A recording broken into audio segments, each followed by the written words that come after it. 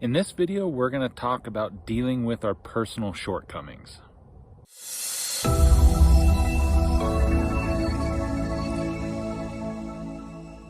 Hey everyone, Todd here, InternalArchitect.com.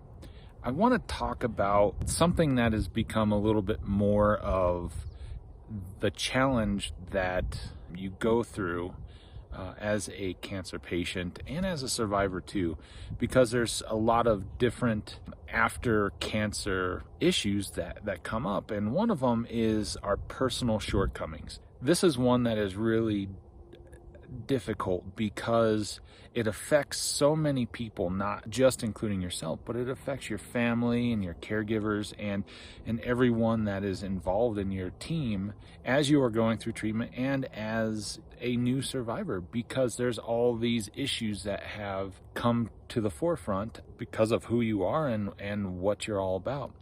The big thing for me is how the frustration and anger that happens with our personal shortcomings gets weaponized, and it is used as a way to poke and to prod essentially the bear, and to cause conflict that doesn't need to happen, and that in turn causes excess stress, and that is one of the things that we just don't want to have in our lives, especially after going through such an ordeal like cancer. Our personal shortcomings aren't just a burden on our family, but they're a burden on us, the ones that are going through this cancer experience. That's why it's hard when the burden becomes weaponized. Like for me, my memory has really taken a big hit, not just with all the treatment I've done, but just everything. And there's a lot asked of me right now, especially since I look well and I'm doing pretty well as I'm going through treatment.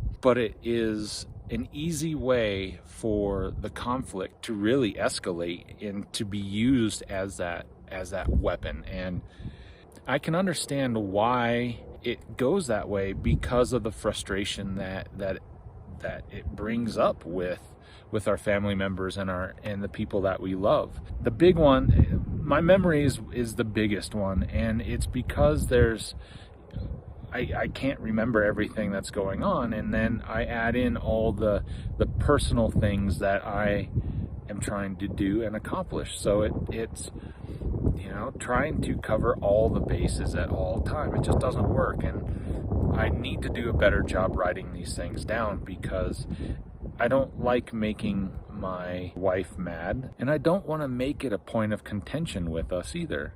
Unfortunately, there's just a lot that goes on because of all this cancer stuff. Because it creates so much conflict, it creates a lot of stress, not only on myself, but on my caregiver and the people that I love also. And that's like the last thing that I want it to do, is to cause stress.